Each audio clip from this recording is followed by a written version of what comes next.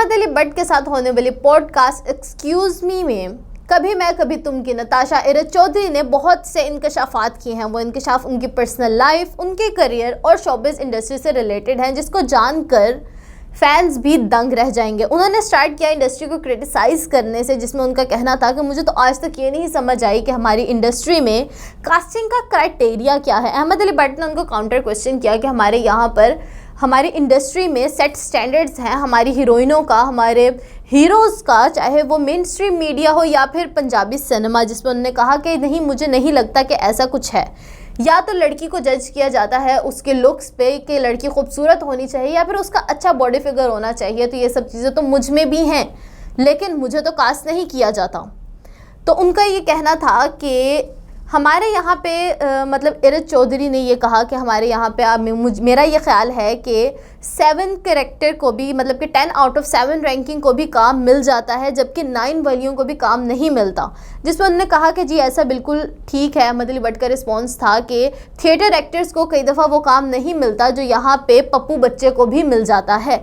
तो उनका जिस पे इरज चौधरी का कहना था कि मेरा ख्याल है कि ये सब कुछ फेवरेटिज़म की बेस पर होता है और हमारे यहाँ पे जिसकी PR अच्छी होती है उसको काम मिलता है। इसमें अहमद अली बट का सवाल था कि क्या आपका PR एजेंट या फिर कोई मैनेजर है, जिसमें इरज ने कहा कि नहीं, मेरा अभी तक कोई PR एजेंट या फिर मैनेजर तो नहीं है, but I am looking forward to it, कि मैं रखना चाहती हूँ कि मेरा भी कोई सोशल मीडिया हैंडलर हो। अहमद अली बट ने उनको नसीहत करते हुए ये कहा कि आपका PR एजेंट या फिर मैनेजर होना बहुत ज़रूरी है, क्योंकि अगर हम अपनी मेन स्ट्रीम हीरोइनों को देखें, जैसे सजल अली, आयज़ा खान और माहिरा खान को अगर हम देखें, तो उनके सोशल मीडिया हैंडलर्स हैं, उनके PR मैनेजर्स हैं, जो कि उनके सोशल मीडिया को और उनकी जो सोशल प्रेजेंसेस हैं उनको डील कर रहे हैं। और यही बहुत बड़ी वजह है कि वो आज की दौर में कामयाब एक्ट्रेस हैं।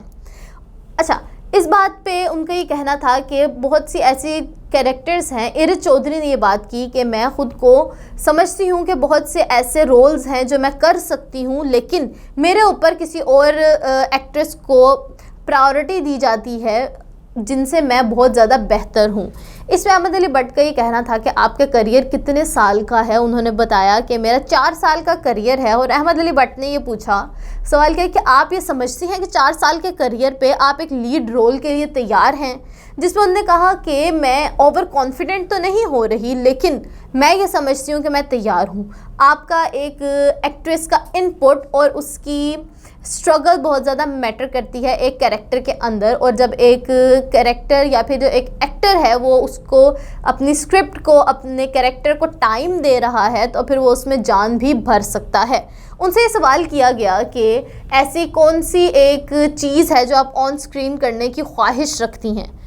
तो उन्होंने कहा कि मेरी ख्वाहिश है कि मैं ऑन स्क्रीन किसी ड्रामा या फिर मूवी में ऑन स्क्रीन किस करूं। तो अहमद अली बट ने ये सवाल किया कि वो कौन सा पाकिस्तानी अदाकार होंगे जिनके साथ आप ये सीन करना चाहेंगी। इरज ने ये जवाब दिया कि मुझे क्योंकि इंडिया की तरफ से, बॉलीवुड से इस तरह की ऑफ़र्स हो रही हैं, तो मेरे माइंड में वो वाले एक्टर्स हैं, लेकिन मेरे माइंड में पाकिस्तानी एक्टर्स नहीं है। जिसमें अहमद अली बट ने ये सवाल किया, मतलब कि अगर कोई पाकिस्तानी एक्टर होगा तो आप नहीं करेंगी। इरज का जवाब था कि डिपेंड करता है स्क्रिप्ट के ऊपर, कि अगर तो स्क्रिप्ट की ज़रूरत है तो मैं ये करूँगी, अगर तो स्क्रिप्ट की ज़रूरत नहीं है तो मैं ऐसा नहीं करूँगी। आपको साथ ही साथ बताते चलें कि इरज चौधरी जो हैं वो बेसिकली शी इज़ साइकोलॉजिस्ट, और उन्होंने मिस वर्ल्ड पाकिस्तान की तरफ से भी अपने आप को रिप्रेजेंट किया हुआ है। उन्होंने फर्स्ट मिस ट्रांस पाकिस्तान को क्राउन किया है और वो बहुत से ऐसे प्लेटफॉर्म्स के ऊपर पाकिस्तान को रिप्रेजेंट करती रही हैं। इसी पॉडकास्ट में अरीज ने यह भी इंकशाफ किया कि हाल ही में पंजाबी सिनेमा बॉलीवुड से उनकी गिपी ग्रेवाल के साथ एक मूवी आ रही है, और उन्होंने उनके जो बाकी ड्रामास हैं उनके बारे में भी बात की। हाल ही में होने वाले जेंटलमैन के ऊपर बात की कि वो जो स्क्रिप्ट थी, वो ये समझती थी कि उस स्क्रिप्ट में उनका यमुना जैदी के साथ बेस्ट फ्रेंड का किरदार है, वो जो जर्नलिस्ट का किरदार था, लेकिन उनको ये देख के बहुत ज़्यादा डिसअपॉइंटमेंट हुई कि उसमें एक्टिंग का या फिर डायलॉग्स का मार्जिन बहुत कम था। उनसे सवाल किया गया कि अगर आप ये समझती थी कि ये आपके काबिल स्क्रिप्ट नहीं है तो आप इसको रिजेक्ट कर देती। जिस पे इरीज का कहना था कि मुझे वो डायरेक्टर के साथ काम करने का शौक़ था और मैंने इसको एक पॉजिटिव अप्रोच लेकर काम किया था ताकि मेरी पीआर बन सके, बिकॉज वो जो ड्रामा था उसके अंदर बहुत बड़े बड़े एक्टर्स थे, बहुत बड़े नाम, चाहे वो खलीलुर रहमान कमर हो, यमुना जैदी हो, हुमायूं सईद हो या फिर अहमद अली बट ही क्यों ना हो।